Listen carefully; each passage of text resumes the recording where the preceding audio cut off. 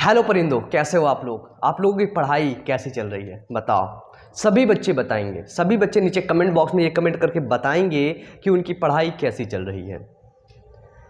बताइए यार, तुम लोग बता देते हो तो कहीं ना कहीं अंदर से फील होता है। देखो कमेंट पढ़ाता हूँ तुम लोगों को वैसे भी, लेकिन कुछ कमेंट ऐसे आ जाते हैं, इतना घटिया आ जाते हैं। अब उन लोगों की सोच को क्या बोला जाए, है ना। बहुत घटिया कमेंट आ जाते हैं। एक मेरा वीडियो था इट्स ऑल अबाउट नीट के ऊपर, ठीक है, उसी के नीचे देखो बहुत घटिया घटिया कमेंट थे। कहते ना, सच्चाई किसी को बता दो ना, कोई सामने वाले लोगों की औकात दिखा दो ना, तो लोग खिसिया जाते हैं, लोग चिढ़ जाते हैं आपसे, है ना। तो चलिए कोई बात नहीं, आप लोग हैं। मुझको जितने भी अपने बायोमन चैनल पर बच्चे चाहिए, जितने भी अपने बायोमन चैनल के परिंदे जो मेरे होने चाहिए, ठीक है, वो बिल्कुल सिंसियर होने चाहिए, पढ़ाई के प्रति वो सीरियस होने चाहिए, तभी वो मेरे साथ इंटरैक्ट कर पाएंगे। यदि वो पढ़ाई के प्रति सीरियस नहीं है, उनको कुछ और ही फ्यूचर में दिख रहा है, तो भैया बिल्कुल वो जा सकते हैं। मैं किसी को बुलाने नहीं आता हूँ, ना मैं किसी को बुला बुला कर पढ़ाता हूँ। बस एजुकेशन सेक्टर में एक रेवोल्यूशन लाना है, मैं उसी के प्रयास कर रहा हूँ, ठीक है। तो चलिए, मुझे पता है आप लोग बहुत सिंसियर, आप लोग बहुत अच्छे बच्चे हैं, ठीक है, कोई बुरा मानने वाली बात नहीं है इसमें, ठीक है। तो देखिए आज का हम लोगों का टॉपिक क्या है। हम लोग जैसे कि देखे थे, थोड़ा सा पिछला वीडियो एनालाइज कर देते हैं हम लोग, ठीक है। देखिए पिछले वीडियो में बच्चे हमारे 200 बच्चे देखे हैं वीडियो को, ठीक है। 200 बच्चों देखने के बाद उसमें से पता है कितने लोग, करीब 32 लोग मात्र लाइक किए हैं उस वीडियो को। बताइए आप लोग लाइक का आचार रखते हो क्या? घर ले जाते हो हैं? यहीं पे देकर जाया करो, ठीक है। तो आज हम लोग बात करेंगे भाग 7 के ऊपर, ठीक है। ये हमारा होगा भाग 7, ठीक है। क्लास 12th बायोलॉजी हम पढ़ा रहे हैं, और क्या पढ़ा रहे हैं आपको? मानव स्वास्थ्य एवं रोग, है ना, ह्यूमन हेल्थ एंड डिजीज, मानव स्वास्थ्य एवं रोग, ठीक है। क्या पढ़ा रहे हैं हम आपको? मानव स्वास्थ्य एवं रोग, ह्यूमन हेल्थ एंड डिजीज, ठीक है। Clear cut? कोई दिक्कत? किसी को कोई दिक्कत? बताओ जल्दी बताओ, सही बच्चे कमेंट करके बताएंगे। बताइए बंदे, कोई दिक्कत नहीं, आगे चला जाए। चलिए अब यहाँ पे मानव स्वास्थ्य एवं रोग यानी कि ह्यूमन हेल्थ एंड डिजीज में अब हम लोग क्या बात करेंगे? अब हम लोग मेनली जिस चीज़ पर फोकस करेंगे वो चीज़ होने वाला है कि 2 छोटे छोटे टॉपिक्स थे हमारे, छूट गए थे, ठीक है। उनको हम भाग 6 में नहीं कवर करवा पाए थे, भाग 7 हम इसीलिए लेकर आए हैं, ठीक है। तो देखिए सबसे पहला टॉपिक आता है हमारा प्रतिरक्षीकरण और टीकाकरण। कौन सा? प्रतिरक्षीकरण, प्रतिरक्षीकरण व इसी को बोलते हैं हम टीकाकरण, ठीक है। क्या है? प्रतिरक्षीकरण या फिर टीकाकरण। पहले को बोलते हैं इम्यूनाइजेशन, इम्यूनाइजेशन, एंड टीकाकरण क्या बोलते हैं? वैक्सीनेशन, वैक्सीनेशन बोलते हैं ना, वैक्सीन लगवाते हैं। तो बताइए ये वैक्सीनेशन क्या, ये टीकाकरण क्या है? अब जैसे हम आपको समझा दें, जैसे कोरोना की वैक्सीन इस समय खूब लग रही है, आप लोग समझ पाएंगे, इंटरेक्ट कर पाएंगे। देखो कोरोना की वैक्सीन में क्या होता है, देखते होगा, इसे झलक रहा होगा, कैसे दिखाएं? ये देखो, जैसे सोचो समझो, ये है, ये कोरोना की वैक्सीन है भैया। क्या नाम है कोरोना की वैक्सीन का? हाँ, कुछ भी नाम रख लो, जो भी नाम है, ठीक है ना। ये कोरोना की वैक्सीन है। अब मैंने ये लिया सिरिंज, ये निकाला, लगाया, आखिरकार इसके अंदर क्या है? हम ये समझेंगे कि इसके अंदर है क्या। इसके अंदर हमको दिख रहा है इसे वाटर है, जल है। जल है क्या इसके अंदर? इसके अंदर जल नहीं होता है। इसके अंदर क्या होता है? इसके अंदर कोरोना के, जैसे कोरोना है, देखो समझना, कोरोना ये स्ट्रॉन्ग कोरोना है, ये फिर ये बिल्कुल नॉर्मल कोरोना, और ये बिल्कुल टूटा फूटा कोरोना है। तो बताओ, तीनों तो कोरोना है ना। अगर ये कोरोना जाएगा हमारे बॉडी में तो हमारे बॉडी को नुकसान पहुंचाएगा, ये कोरोना जाएगा तो कम नुकसान पहुंचाएगा, ये कोरोना जाएगा तो नुकसान नहीं पहुंचा पाएगा। क्यों? क्योंकि ये छोटा है, नॉर्मल है, बिल्कुल टूटा फूटा है। जाएगा तो हमारी खुद बॉडी की सेल इतनी आक्रमणकारी होती है, तुरंत इसको मार देंगी, कुचल डालेंगी, है ना। तो यहाँ पे क्या होता है, इस टूटे टूटे कोरोना को छोटे छोटे मार के खूब कोरोना को पीट डालते हैं, मार डालते हैं, ठीक है। उसको आगे से जला देते हैं, खूब ढेर सारा कर देते हैं, फिर उसके बाद भेज देते हैं हमारे शरीर में, हमारे शरीर में वैक्सीन लगा के डाल देते हैं। तब क्या होता है हमारे शरीर में जब खराब कोरोना ऐसा वाला कोरोना नहीं गया, ऐसा वाला कोरोना गया, ऐसा वाला तो भाग रहा है कोरोना, फैला रहा है ऐसे तरह का है ना। जब ऐसे तरह कोरोना फैला रहा है तो हमारा जो बॉडी का इम्यून सिस्टम है ना वो एक्टिव हुआ, अरे कोरोना या कोरोना, तुरंत लेके गन वन सब लोग ना पहुंच गए, टी लिम्फोसाइट्स हो गए है ना, बी लिम्फोसाइट्स हो गए, killer T cell, helper T cell, सभी टी सेल पहुंच गई।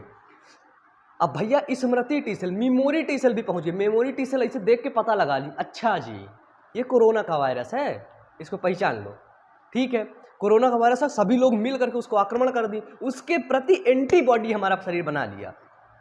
पोलियो आता है तो पोलियो का जो वायरस है पोलियो माइलिटिस उसको भेजा जाता है, मतलब उसका जो खराब वो होता है, खराब होता है बिल्कुल, उसी को भेजा जाता है ताकि हमारी बॉडी उससे लड़ ले।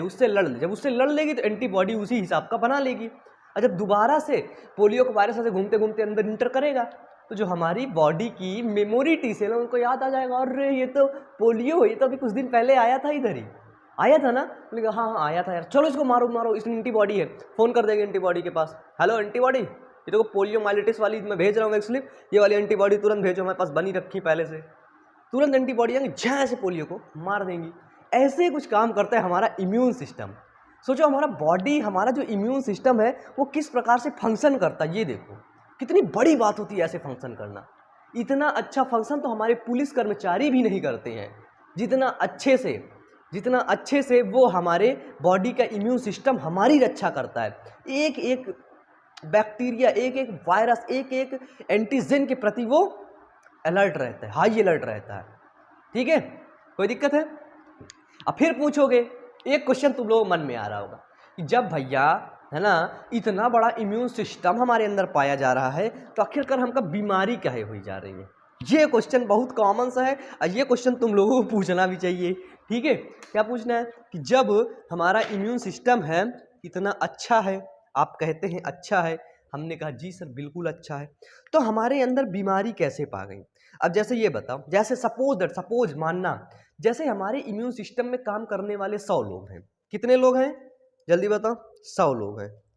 अब हमारे इम्यून सिस्टम में काम करने वाले 100 लोग हैं, लेकिन बाहर से जो बीमारी आ रही है वो 500 लोगों की आ रही है, बाहर से जो बीमारी आ रही है वो 500 लोगों की आ रही है। तो आप हमें बताइए कि 100 लोग वाले जीतेंगे कि 500 लोग वाले, तो निश्चित है 500 लोग वाले जीत जाएंगे। तो हमारा जब बॉडी बीमार होता है तो कुछ उसका इसी तरह ही फंक्शन होता है कि हमारे बॉडी के इम्यून सिस्टम से ज़्यादा मात्रा में कोई बीमारी हमारे अंदर इंटर कर जाती है, हमारे अंदर प्रवेश कर जाती है, तभी हम लोग उसको बोलते हैं कि हम बीमार हो गए, ऐसे कर लेते हैं, हम बीमार हो गए अब, है ना, अब नहीं सहा जा रहा, ठीक है। तो इम्यून सिस्टम समझ गए, प्रतिरक्षीकरण से समझो, प्रतिरक्षी यानी कि कुछ ऐसी प्रक्रिया की जा रही, कुछ ऐसी प्रक्रिया की जा रही जो हमारे अगेंस्ट, हमारे मतलब बॉडी में प्रतिरक्षी के रूप में कार्य करे, किसी दूसरे चीज को मारने में हेल्प करे। तो एंटीबॉडी, ठीक है, बनाकर हमारे बॉडी में डाल दिया जाता है। तो टीकाकरण क्या होती है, इसका सिद्धांत प्रतिरक्षा तंत्र की स्मृति सेल पर आधारित है, बताया हूं ना। इसका सिद्धांत क्या है कि इसका सिद्धांत, एक सेकेंड ना,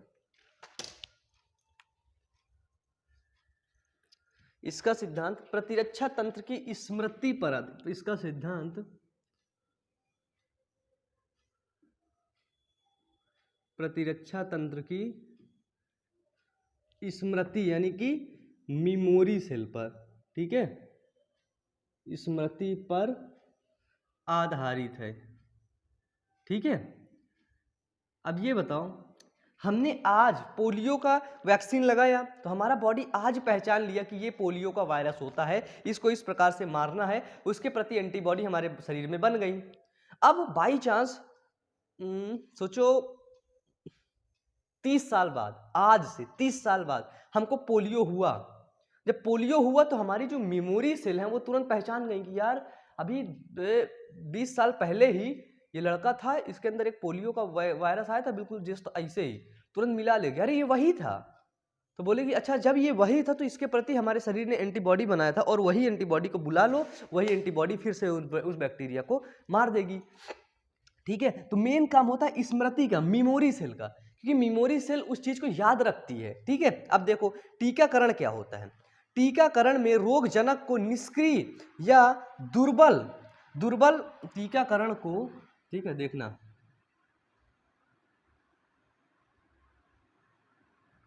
यार ये मार्कर थोड़ा सही नहीं चल रहा, एक सेकंड ना। टीकाकरण में रोगजनक को निष्क्रिय या दुर्बल, ठीक है, टीकाकरण में रोगजनक क्या होता है, यानी कि पैथोजेन, रोगजनक को निष्क्रिय क्या होता है समझना, निष्क्रिय या दुर्बलीकृत, ठीक है, क्या होता है, या फिर रोगजनक पैथोजन निष्क्रिय होगा या फिर दुर्बलीकृत होता है। दुर्बलीकृत अवस्था में शरीर में प्रवेश कराया जाता है। दुर्बलीकृत अवस्था में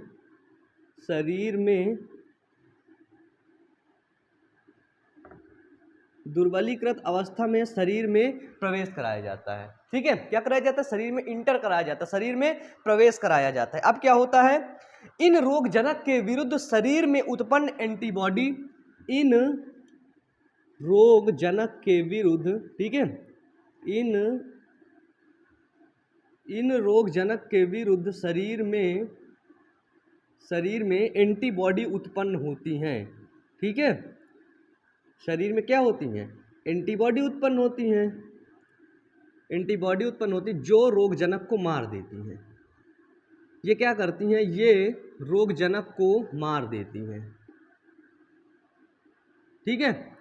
यानी कि समझना, वैक्सीनेशन में क्या होता है, या तो वो निष्क्रिय होगा, ठीक है, या तो वो दुर्बलीकृत होगा, ठीक है, या तो वो बिल्कुल से कोई क्रिया न करने लायक होगा। अरे वैक्सीनेशन में अगर असली कोरोना वायरस डाल दो तो भैया वो तड़पड़ा के मर जाएगा तुरंत, ठीक है, या तो वो निष्क्रिय होगा या तो वो दुर्बलीकृत होगा, बिल्कुल दुर्बल कमजोर होगा, ठीक है, जैसे आप लोगों की तरह बिल्कुल दुर्बल होगा वो, ठीक है, आप लोगों की तरह कमजोर होगा, ठीक है। इस अवस्था में शरीर में प्रवेश कराया जाता है। इन रोगजनक के विरुद्ध शरीर में क्या होता है, एंटीबॉडी उत्पन्न होती है जो रोगजनक को मार देती है, ठीक है। अब देखो, ठीक है, मार देती है। भविष्य में, ठीक है, क्या होता है, इन केस, इन फ्यूचर, भविष्य में कभी भी इसी रोगजनक का संक्रमण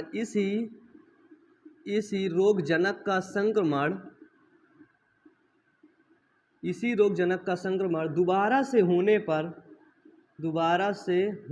पर हमारी स्मृति कोशिकाएं उसे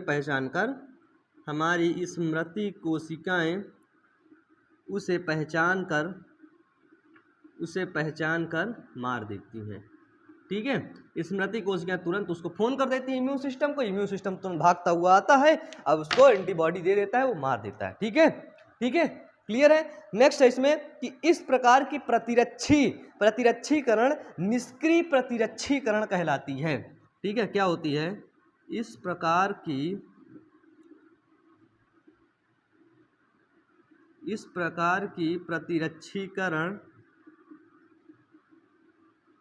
प्रतिरक्षीकरण निष्क्रिय प्रतिरक्षीकरण कहलाती है, ठीक है। इस प्रकार की जो प्रतिरक्षीकरण होगी, इस प्रकार की जो इम्यूनाइजेशन होगी, वो क्या होगी, वो होगी हमारी पैसिव इम्यून सिस्टम या पैसिव इम्यूनाइजेशन होगी, ठीक है, निष्क्रिय होगी। निष्क्रिय क्यों होगी, क्योंकि ये हमारे बॉडी में एक्टिव, पहले से एक्टिव नहीं है, पहले प्राइमरी रिस्पांस होगा, फिर सेकेंडरी रिस्पांस होगा। ये क्या करते हैं, ये सेकेंडरी यानी कि पैसिव इम्यून सिस्टम होता है। ये पैसिव इम्यून सिस्टम यानी कि बाहर से उस रोगजनक को पहचानने का प्रयास कराया गया हमारी बॉडी को, ये होता है आपका इम्यूनाइजेशन, ठीक है। प्रतिरक्षा तंत्र में जो आपका आता है प्रतिरक्षीकरण और टीकाकरण, तो टीकाकरण और प्रतिरक्षीकरण ये होता है। बताइए, समझ में आया सारे बच्चों को? टीकाकरण में समझ में आया कि नहीं? जल्दी बताइए, जल्दी बताइए। अब हमारा एक क्वेश्चन आप लोगों से ये है, क्वेश्चन बहुत शानदार है, क्वेश्चन सभी लोग बताएंगे, ठीक है ना, ऐसे बच्चे नहीं, क्योंकि आप लोग सिंसियर बच्चे हैं, ठीक है। क्वेश्चन ये है कि माँ के जो गाढ़ा दूध होता है, पीला दूध जब निकलता है शुरू में, उस दूध को हम लोग क्या बोलते हैं, और उस दूध से हमको कौन सी इम्यूनोग्लोबिन प्राप्त होती है और वो इम्यूनोग्लोबिन क्या काम करती है। एक क्वेश्चन है लेकिन 3 आंसर है, बताना पड़ेगा। पहले तो उस पीले गाढ़े दूध को क्या बोलते हैं वो बताओ, इसके बाद उसमें कौन सी इम्यूनोग्लोबिन प्राप्त होती है और वो उस इम्यूनोग्लोबिन को क्या बोलते हैं। एक्टिव इम्यून सिस्टम के अंतर्गत आती है कि पैसिव इम्यून सिस्टम के अंतर्गत आती है, ये बताओ। ठीक है, तो चलो ये तुम लोग समझ चुके, प्रतिरक्षीकरण, टीकाकरण। ठीक है, अब हम लोग चलते हैं इसके आगे। ठीक है, चलिए चलते हैं इसके आगे। ठीक है, इतना क्लियर है तुम लोगों को, मिटा दें अब इसको। चलो इसको मिटाते हैं, फिर हम लोग चलते हैं आगे। ठीक है, आगे अब हम लोग पढ़ेंगे एलर्जी के बारे में। किसके बारे में? एलर्जी के बारे में। एलर्जी हो जाती है ना कभी कभी, एलर्जी कैसे होती है। ठीक है, ये जो सारी चीज़ें हैं ना, ये सारी चीज़ें समझ के पढ़ने वाली। ठीक है, अगर तुम लोग सोचो कि मैं इसको रट लूँगा तो ये सारी चीज़ें आपको ऐसे नहीं होने वाली हैं। ठीक है, ये सारी चीज़ें समझ कर पढ़ने वाली हैं। तो चलिए हम लोग क्या पढ़ेंगे, हम लोग पढ़ेंगे एलर्जी। किसके बारे में?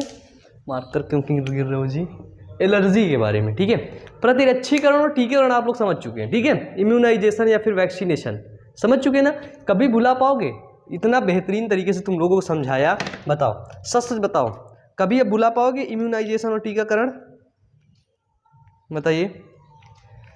अब यहाँ पर हम लोग बात करेंगे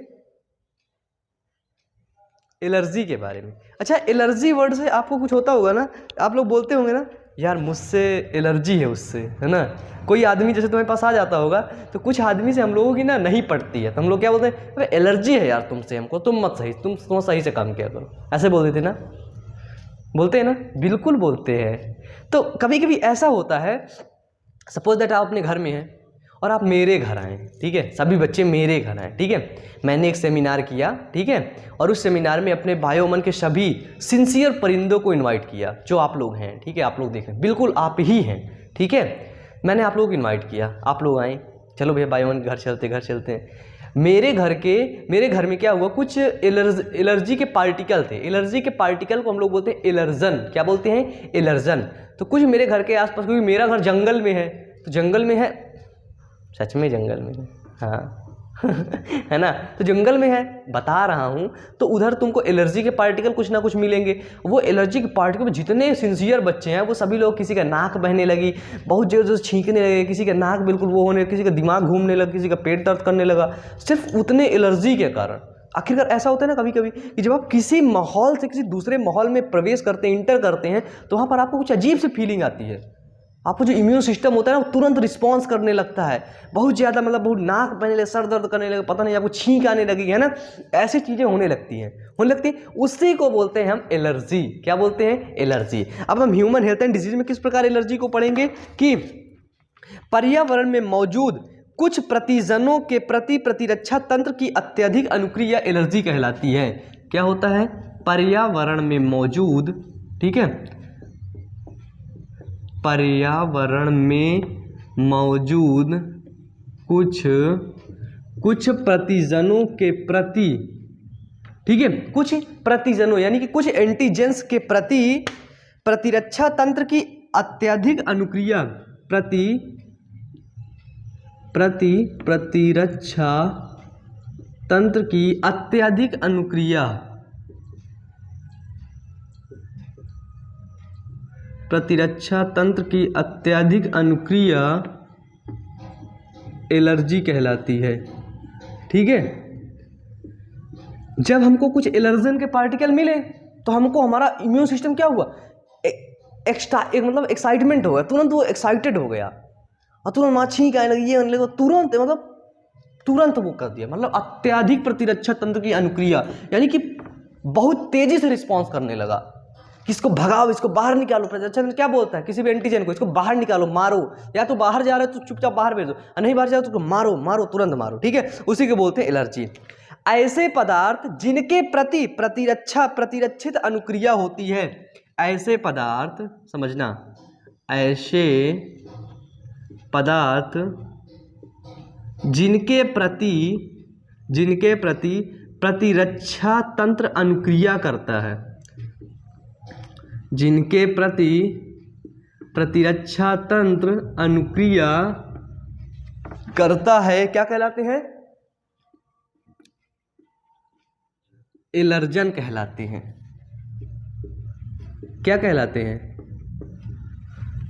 एलर्जेंस। ठीक है, मतलब जिस चीज से, है ना, जैसे हम लोग गए, हमको धूल से एलर्जी है, जैसे मुझे पर्सनली धूल से एलर्जी है। अगर मैं कहीं बाहर जाता हूँ, कभी कभार बाइक वाइक से अगर जाना पड़ा हमें, तो मतलब धूल से इतना ज़्यादा एलर्जी है ना कि बाहर जाऊँगा छींकता रहूँगा, मास्क तुरंत लगा के जाऊँगा, फिर आऊँगा ना तुरंत एक एक हाथ पैर मुंह तुरंत धुलूँगा, तुरंत, बहुत ज़्यादा। घर में अगर झाड़ू लगने लगा ना, जब तक झाड़ू लगता है तब तक मैं घर से बाहर रहता हूँ घर से बाहर निकल जाते भैया, झाड़ू लग रहा है, धूल उड़ेगी, धूल जरूर है, जाए इंटर अंदर जाएगी, है ना, अंदर जाएगी, एलर्जी करेगी। ठीक है, तो क्या होता है, वो होता है एलर्जन के कारण होता है, क्योंकि छोटे पार्टिकल जिस चीज़ से हमें एलर्जी है, जैसे आप लोगों को बायोमन से एलर्जी है एलर्जी, यार पता नहीं क्या पढ़ाता है, मैं मज़ा नहीं आता, उसके पढ़ाने में मज़ा नहीं आता, बहुत बुरा फील होता है। एलर्जी होती ना मुझसे, होती ना, नहीं होती, फिर कौन सी किससे होती है? क्लास टीचर से होती है, जो क्लास में टीचर्स पढ़ाते हैं उनसे होती है, ऐसा बिल्कुल भी नहीं। ठीक है, फिर किससे होती है? मुझसे ही होती है तुम लोगों को। तुमको जैसे बायोमन से एलर्जी हुई तो तुमको एलर्जी हो रही, तुम्हारा इम्यून सिस्टम रिस्पॉन्स कर रहा है, लेकिन मैं क्या हूं? मैं एलर्जन हूं। मैं कौन हूं? मैं एलर्जन हूं, क्योंकि तुमको मुझसे एलर्जी हो रही पढ़ने से। ठीक है, हो रही है, सच में, झूठ मत बोलना, दिल से बताना हो रही कि नहीं हो रही, कमेंट बॉक्स में। ठीक है, मैं एलर्जन हूं। अब मैं एलर्जन हूं तो तुम्हारा जो इम्यून सिस्टम होगा वो किस प्रकार रिस्पॉन्स करेगा?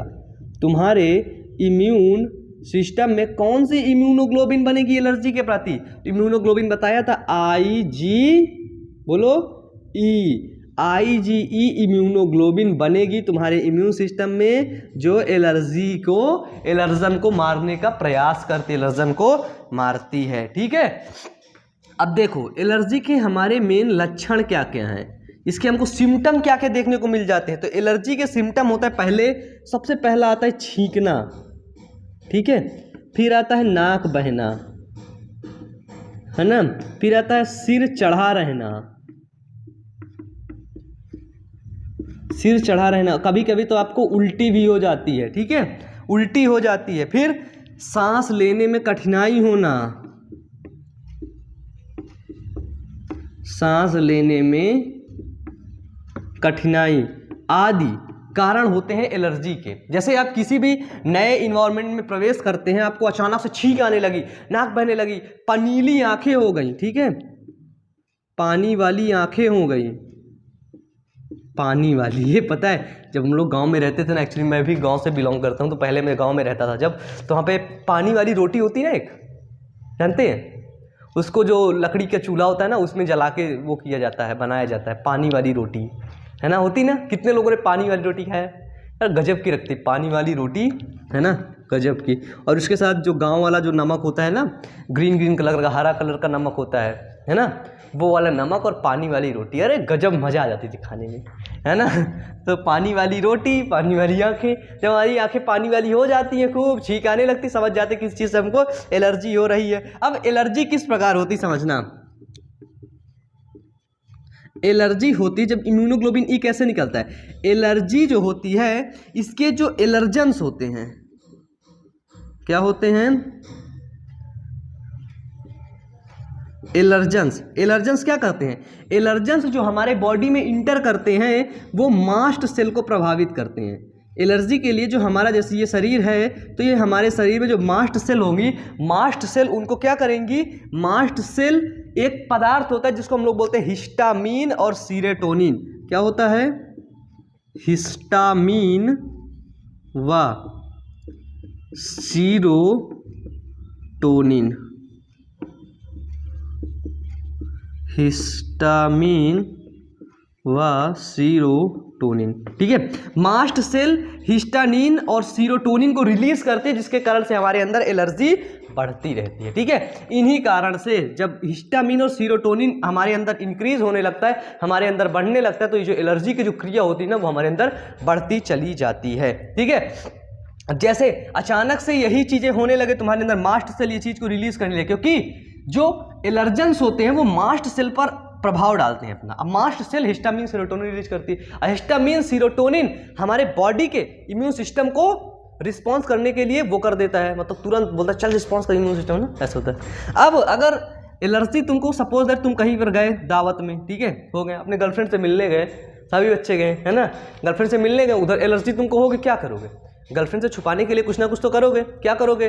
अब देखो वहां पे क्या करना पड़ेगा, वहां पे एक होती है एंटी एलर्जिक ड्रग, क्या होती है? एंटी हिस्टामीन, ठीक है, एंटी हिस्टामीन एक ड्रग होती है, तुरंत मेडिकल स्टोर पे जाओगे, मांगोगे मुझको एंटी हिस्टामीन ड्रग दो, तुरंत दो। इसके बाद आती है एड्रेनलिन, एड्रीनिलिन, ठीक है, एड्रीनलिन, एड्रीनलिन, एड्रीनलिन ड्रग होती है, ठीक है। एक होती है स्टेरॉइड्स, स्टेरॉइड्स, ये ड्रग जो होती है, ये ड्रग तुरंत आप मांगोगे, ये ड्रग तुरंत खा लोगे तो एलर्जी से तुमको राहत मिल जाएगी, एलर्जी से तुमको आराम मिल जाएगा, ठीक है। एलर्जी से क्या मिलेगा? एलर्जी से आराम मिलेगा। और जो ये ड्रग, ये दवाएं नहीं खाओगे तो एलर्जी से आराम नहीं मिलेगा। ये क्या होता है, लिखिए, quickly reduce the symptom of allergy, लिख दूं, quickly reduce of the symptom of allergies, ठीक है। क्विकली, तुरंत ये रिड्यूस कर देती हैं, एलर्जी के सिम्टम को तुरंत रिड्यूस करती हैं, ठीक है, ठीक है। कोई दिक्कत यहाँ तक? मिटा दी इसको, चलो इसको मिटा के आगे बढ़ते हैं हम लोग, ठीक है। चलो देख लो, देखो ये जो एक एक पॉइंट मैं यहाँ पे पढ़ा रहा हूँ ना, ये सारा पॉइंट आपके एनसीईआरटी बेस्ड है, ठीक है। जितना आपके एनसीईआरटी में लिखा है उतना ही हम बता रहे हैं, ठीक है। और ये देख लेना, जो जब तुम लोग नीट की तैयारी करना तो देखना ये सारी चीज़ें तुम लोगों को पता होंगी, अधिकतर चीज़ें, ठीक है। ये सेरोटोनिन, हिस्टोमिन, ये सारी चीज़ें कहाँ की हैं? ये सारी चीज़ें नीट लेवल की हैं, ठीक है। इतने प्यार से समझा रहा हूँ तुम लोगों को, बताओ फिर भी नहीं पढ़ रहे हो।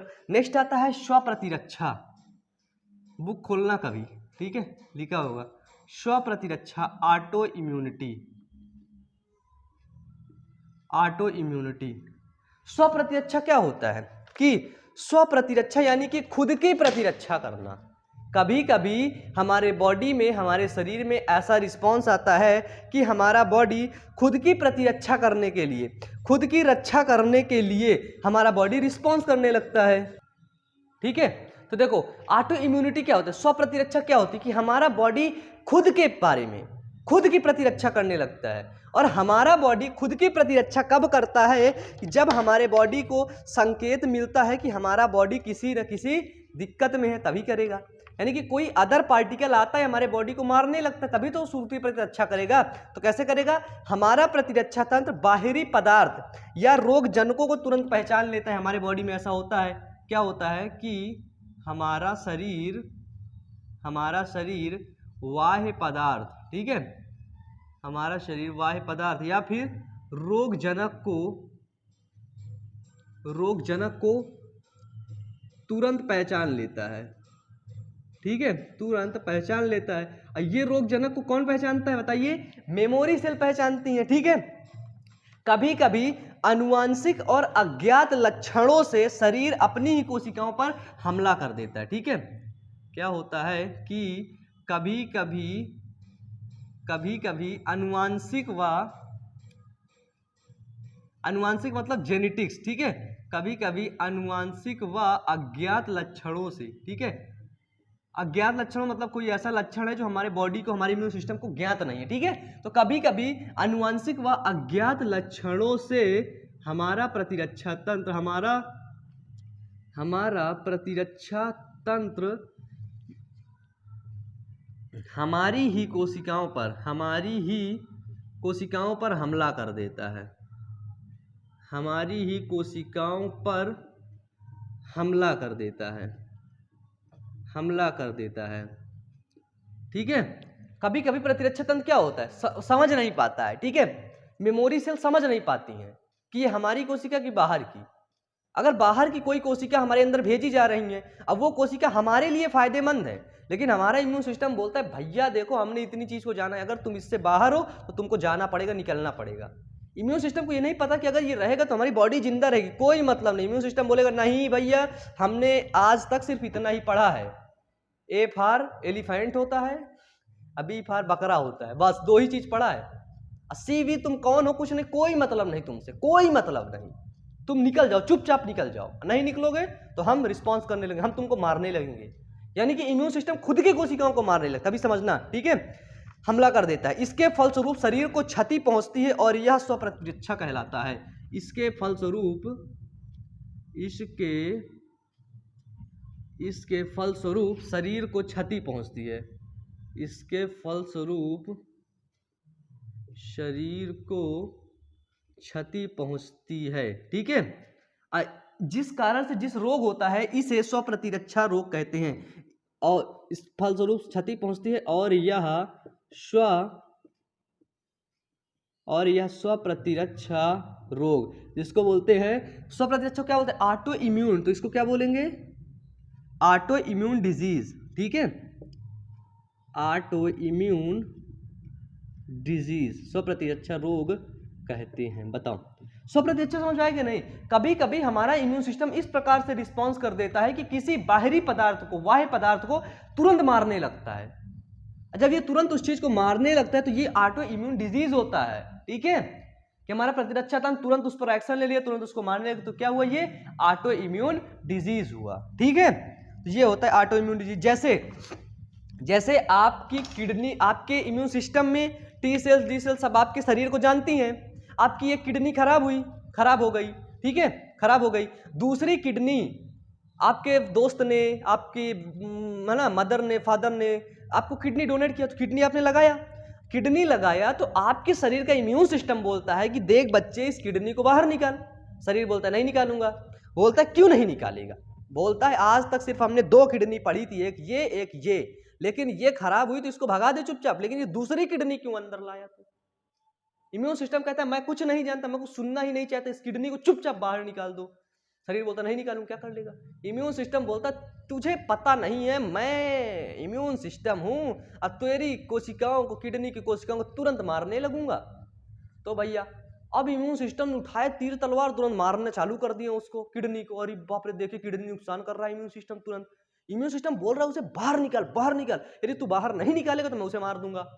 इसके लिए यही होता है सेल्फ इम्यूनिटी, स्वप्रतिरक्षा, ऑटो इम्यूनिटी। वो आत्मरक्षा के लिए, खुद की रक्षा के लिए वो मारने लगता है। उसे नहीं पता कि ये हमारे शरीर के लिए रक्षा है, वो सोच रहा है कि ये आया है तो कहीं ना कहीं हमें नुकसान पहुंचाएगा, इसलिए वो मारने लगता है, ठीक है। इसके लिए इम्यूनोसप्रेसेंट मेडिसिन ली जाती है। कौन सी मेडिसिन? Immunosuppressant medicine. एक जानकारी के लिए एक बात बता दूं, जैसे आपका किडनी ट्रांसप्लांट हुआ है, कोई ऑर्गन ट्रांसप्लांट हुआ है, तो वहां पे आपको जिंदगी भर हमेशा इम्यूनोसप्रेसेंट मेडिसिन लेनी पड़ेगी, क्योंकि इम्यून सिस्टम को वो दवाएं दबा के रखेंगी। इम्यून सिस्टम को बार बार बताएंगी चाचा सीखो, ये हमारा ही है, चाचा सीख जाओ। लेकिन चाचा कभी नहीं सीखता। चाचा कहेगा हाँ सीख गया, फिर बाद में फिर भूल जाएगा, फिर तुरंत मारने लगे उसको, फिर दवाएं आएंगी, फिर बोलेंगे चाचा सीख जाओ। मतलब वो दवाएं तुमको हमेशा लेनी पड़ेगी, ठीक है। तो ये होता है हमारा सेल्फ इम्यूनिटी। जैसे एक रोग होता है हमारा, है ना, रूमेटोइड अर्थराइटिस, ठीक है। रूमेटोइड अर्थराइटिस क्या होता है? रूमेटोइड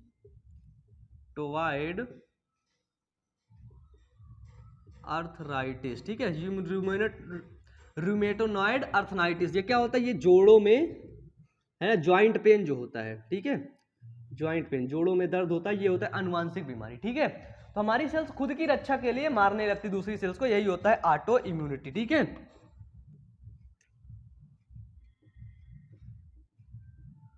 अर्थराइटिस, इंग्लिश हिंदी से बहुत फर्क होता है, ठीक है। चलो, ऑटो इम्यूनिटी, स्वप्रतिरक्षा समझ गए ना क्या होता है? बताओ, स्वप्रतिरक्षा समझ गए ना? खुद की रक्षा के लिए, जैसे तुमको कोई मारेगा तो खुद की रक्षा के लिए तुम भी मारोगे ना। तुमको कोई गलत बोलेगा तो तुम खुद की रक्षा के लिए तुम भी गलत बोलोगे ना, उसको मिटा दे इसको। चलो, अब एक टॉपिक आता है, ये थोड़ा टॉपिक हमारा खतरनाक टाइप का। कैसा? खतरनाक। तुम लोगों को पता है खतरनाक टॉपिक हम कैसे समझाते हैं? बिल्कुल खतरनाक तरीके से, है ना। खतरनाक टॉपिक कैसे समझाते हैं? बिल्कुल खतरनाक तरीके से। टॉपिक क्या है हमारा? टॉपिक है हमारा, देख लेते पहले टॉपिक को, कहाँ चला गया। टॉपिक है हमारा शरीर में प्रतिरक्षा तंत्र। ये जो प्रतिरक्षा तंत्र होता है, इम्यून सिस्टम, शरीर में कहाँ कहाँ पर पाया जाता है ये देखेंगे, ठीक है। क्या देखेंगे? शरीर में प्रतिरक्षा तंत्र, ठीक है।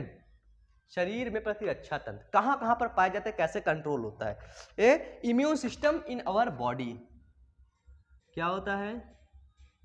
Immune system in our body, ठीक है।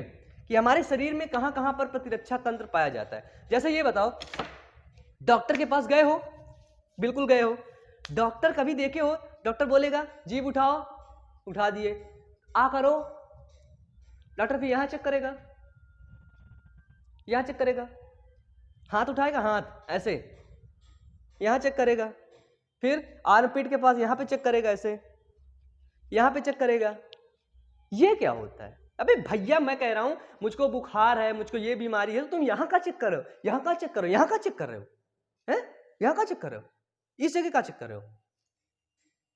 बताओ भैया, हमारे शरीर में कुछ लिम्फॉइड ऑर्गन पाए जाते हैं। क्या पाए जाते हैं? Lymphoid organs. ठीक है, हमारे शरीर में लसिकाभ अंग पाए जाते हैं। ठीक है, लसिकाभ, लसिकाभ, लसिकाभ अंग, जिसको हम लोग बोलते हैं लिम्फॉइड ऑर्गन्स। ठीक है, हमारे शरीर में लसिकाभ अंग पाए जाते हैं। जैसे देखो, जैसे उत्तर प्रदेश है, समझना, जैसे जैसे तो उत्तर प्रदेश है, उत्तर प्रदेश में 5 बड़ी पुलिस चौकी हैं, बड़ी पुलिस चौकी, जिसको हमने बोला ये हमारा थाना है। ठीक है, क्या है? थाना है। 5 थाने हैं उत्तर प्रदेश में, समझना, समझने के लिए बता रहा हूं। उस 5 थाने के 5000 क्या है? 5000 पुलिस चौकियां हैं। थाना बड़ा होता है, पुलिस चौकियां छोटी छोटी हर जगह, मतलब उत्तर प्रदेश का पूरा सिक्योरिटी सिस्टम 5 थानों पर डिपेंड है। 5 थानों के बीच 5000 पुलिस चौकियां नीचे है, तब जाके पूरा कंट्रोल में। इसी तरह हमारे शरीर में यहाँ पे यहाँ पे यहाँ पे यहाँ पे मतलब कई जगह पर पुलिस चौकियां वो हैं, थाने हैं। थाने मतलब बड़ा चीज, थाना है। ठीक है, थाना है, थाने से पुलिस चौकियां, यानी कि पुलिस इम्यून सिस्टम हमारा हर जगह काम करता रहता है पूरी बॉडी में। ठीक इसी प्रकार हमारी बॉडी में होता है ना। जैसे पुलिस ऐसे काम करती है, बड़ा थाना हुआ, वहां से फोन आ जाता है चौकी में, चौकी से फिर गांव पुलिस पहुंच जाती है ना। इसी तरह क्या होता है, हमारे बॉडी में बड़ा थाना होता है, जैसे यहाँ पे थाना, जिसको हमने बोला लसिकाभ अंग, लिम्फॉइड टिश्यू। ठीक है, फिर वो क्या हुआ, वहां से कॉल आ जाता है, भाई यहाँ जाओ, वहां जाओ, ये करो, वो करो, तो सारी चीजें वो अपने हिसाब से मैनेज करते रहते हैं। ठीक है, तो देखो, मानव शरीर में प्रतिरक्षा तंत्र में, इम्यून सिस्टम में क्या पाया जाता है? लसिकाभ अंग पाए जाते हैं, फिर ऊतक पाए जाते हैं, बहुत ढेर सारे टिश्यूज पाए जाते हैं। ठीक है, टिश्यू पाए जाते हैं, फिर ऊतक पाए जाए, हमारी कोशिकाएं पाई जाती हैं। ठीक है, ऊतक हो गया, कोशिकाएं हो गई, और क्या हो गई, और घुलनशील अणु प्रतिरक्षी शामिल हैं। ठीक है, और घुलनशील अणु प्रतिरक्षी शामिल है। ठीक है, यानी कि कुछ घुलनशील मॉलिक्यूल्स हैं। ठीक है, सॉल्युबल मॉलिक्यूल्स हैं, जो हमारे मतलब हमारे बॉडी के प्रति प्रतिरक्षी मतलब कि प्रतिरक्षा प्रदान करती हैं हमारे बॉडी से। क्योंकि हमारे आसपास बहुत ढेर सारा इन्फेक्शन है, छोटा सा इन्फेक्शन नहीं, बहुत बड़ा बड़ा इन्फेक्शन है। ठीक है, कभी भी हमको बीमार कर सकता है, यहाँ तक कि नहीं वो हमें मार भी बहुत जल्दी सकता है, उसके हाथ में होता है। ठीक है, ये होता है, ये वो अंग होते हैं जहां लिम्फोसाइड की उत्पत्ति, परिपक्वता और प्रसार होता है। इन अंगों में क्या होता है? इन अंगों में लिम्फोसाइड मारता है, हमें पता है। इन अंगों में लिम्फोसाइड की उत्पत्ति क्या होती है? यहाँ पे उत्पत्ति होती है, यहाँ पे परिपक्व होते हैं, उत्पत्ति, परिपक्वता व प्रसार होता है। ठीक है, ये वो अंग होते हैं जहां पर लिम्फोसाइड हमारा काम करता है ना। इम्यून सिस्टम में सबसे ज्यादा काम करने वाला ऑर्गन कौन, मतलब काम करने वाला वर्कर कौन है? लिम्फोसाइड। लिम्फोसाइड कहां पर बनता है? लिम्फॉइड टिश्यू में, लिम्फॉइड ऑर्गन में। ठीक है, अब जैसे देखो, प्राइमरी लिम्फॉइड ऑर्गन क्या करते हैं? जो लिम्फॉइड ऑर्गन है वो 2 प्रकार के होते हैं, प्राइमरी लिम्फॉइड ऑर्गन। जो हमारे प्राइमरी लिम्फॉइड ऑर्गन्स हैं वो 2 हैं, पहला है बोन मैरो और दूसरा है थाइमस। पहला क्या है? पहला है बोन मैरो और दूसरा क्या है? दूसरा है थाइमस। बोन मैरो के हम लोग क्या बोलते हैं? अस्थिमज्जा, अस्थिमज्जा, और इसको बोलते हैं हम लोग थाइमस। ठीक है, पहला क्या है हमारा? पहला है हमारा बोन मैरो और ये दूसरा क्या है? अस्थिमज्जा। यानी कि हमारे बॉडी में जो लिम्फोसाइट बनते हैं, हमारे बॉडी में क्या बनते हैं? हमारे बॉडी में जो लिम्फोसाइट्स बनते हैं वो कहां पर बनते हैं? बोन मैरो में और थाइमस में। थाइमस कहां पर होती है? थाइमस सीने के पास एक ग्लैंड होती है। थाइमस ग्लैंड की विशेषता बता दें कि ये जब बचपन में हम लोग रहते हैं ना, जैसे देखो ये चाचा है, ठीक है, ये बचपन में बचवा है, तो इसका थाइमस ग्लैंड इतना बड़ा होगा, फिर ये बचवा ऐसे हुआ, इतना हुआ, फिर ये बचुआ चचुआ बन गया, फिर थाइमस ग्लैंड इतना हो गया। थाइमस ग्लैंड जन्म के साथ क्या होता है, छोटा होता जाता है, ठीक है, ये समझना, ठीक है। तो देखो थाइमस बोन मैरो के अंदर क्या होता है, पुलिस की ट्रेनिंग होती है। जो थाने में जाएगा, थाने के नीचे पुलिस चौकी, थाने में जो जाएगा उसकी ट्रेनिंग तो कहीं ना कहीं होगी।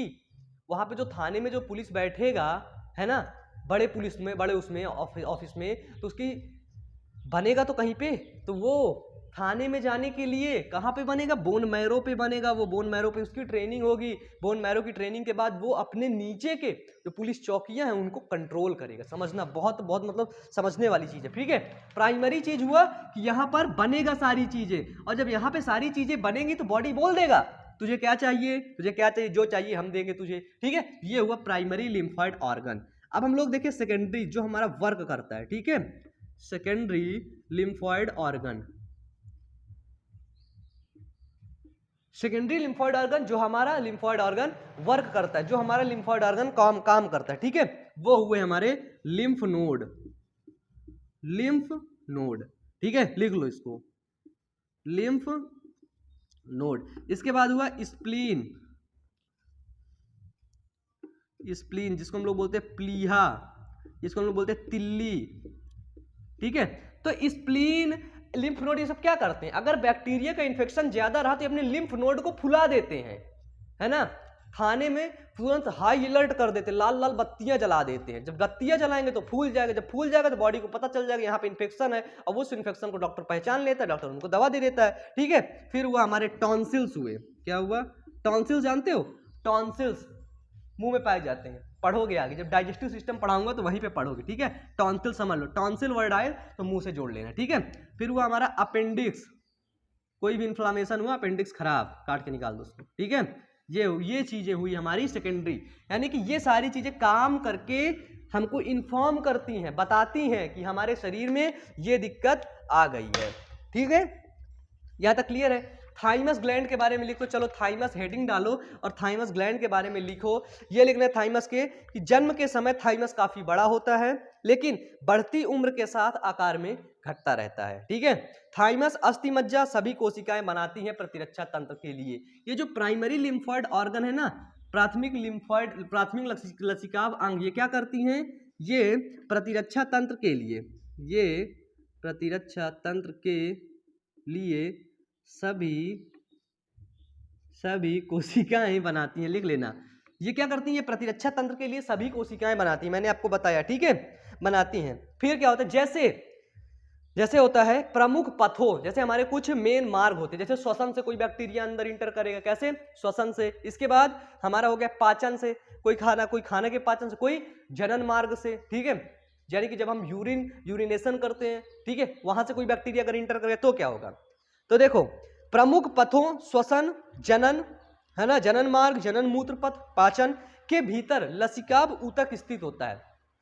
इनके भीतर क्या होता है, लसिकाभ, जैसे हमारे मुंह में देखो लार रहता है, पाचन तक पेट में क्या होता है, पेट में हमारा होता है जैसे कि एसिड होता है, फिर जहां पे हम यूरिन त्याग करते हैं वहां पे वो एसिड बेस, है ना, कॉन्सेंट्रेशन बना रहता है। तो क्या होता है, कोई बैक्टीरिया आता है ना तो उसको मार देते हैं वो लोग। उस चीज को क्या बोलते हैं, वहां पे जो ये लसिकाभ ऊतक रहता है, लसिकाभ ऊतक स्थित होता है, उसे हम लोग बोलते हैं श्लेष्म संबंध लसिकाभ ऊतक। क्या बोलते हैं, उस जगह को हम लोग बोलते हैं श्लेष्म संबंध लसिकाभ ऊतक, ठीक है। इंग्लिश में बोलेंगे म्यूकोसा एसोसिएटेड लिम्फॉइड टिश्यू, ठीक है, म्यूकोसा एसोसिएटेड लिम्फॉइड टिश्यू, ठीक है, MALT, माल्ट, ठीक है। तो इस माल्ट में लिखो कि प्रमुख पथों जैसे पाचन हो गया, श्वसन हो गया, ठीक है, इसके बाद जनन मूत्र पथ के भीतर लसिकाभ ऊतक स्थित होता है। ये क्या है हमारा, ये है हमारा है लसिकाभ ऊतक, ठीक है। प्रमुख पथों पाचन, श्वसन, ठीक है, जनन मूत्र पथों में लसिकाभ ऊतक स्थित होता है, जिसको हम लोग श्लेष्म संबंध लसिकाभ ऊतक कहते हैं, म्यूकोसा एसोसिएटेड लिम्फॉइड टिश्यू कहते हैं, जिसको माल्ट कहते हैं। ये आपका नीट लेवल का क्वेश्चन है, माल्ट का फुल फॉर्म पूछता है, ठीक है। लसिकाभूतक होता है जहां पर क्या होता है कि जो बैक्टीरिया इंटर करता है, जो बैक्टीरिया आता है उसको मारने में ये लोग सहायक होते हैं, उसको मारने के ये लोग तुरंत प्रयास करते हैं। ठीक है, ये हुआ हमारा लसिकाभूतक। तो आज का टॉपिक हम लोग यहीं तक रखते हैं, यहीं पर खत्म होता है। इसके बाद हम लोग बात करेंगे एड्स के बारे में, HIV के बारे में। बहुत कुछ जानने को मिलेगा, बहुत कुछ समझने को मिलेगा, बहुत कुछ पढ़ने को मिलेगा। ठीक है, इसी तरह पढ़ते रहना, मेहनत करते रहना। किसी भी प्रकार की दिक्कत के लिए बायोमन आपके साथ है। ठीक है, कोई भी दिक्कत होने ना पाए आपको हमारा दूसरा चैनल है जो बायोमन मोटिवेशन, जिसकी लिंक नीचे दी गई है, उस चैनल पर भी जाइए, आप लोग मोटिवेशनल वीडियोस को देखिएगा। ठीक है, ठीक है बच्चे, ठीक है, कंफर्म ओके। ठीक है, चलो नेक्स्ट चीज ये बताना चाहता हूँ कि संडे 10 बजे लाइव आते हैं, 10 बजे लाइव आप लोग बिल्कुल मिला करिए। ठीक है, अच्छे से पढ़ा करिए। इसके बाद आपको हम बताने वाले हैं, क्या बताने वाले हैं कि आपको कोई दिक्कत हो, आपको बात करनी हो, तो आप लोग इंस्टाग्राम पे मैसेज कर देना। इंस्टाग्राम की लिंक नीचे डिस्क्रिप्शन बॉक्स में दी गई है। ठीक है, तो पढ़ते रहो, मेहनत करते रहो। Wish you all the best. Thank you.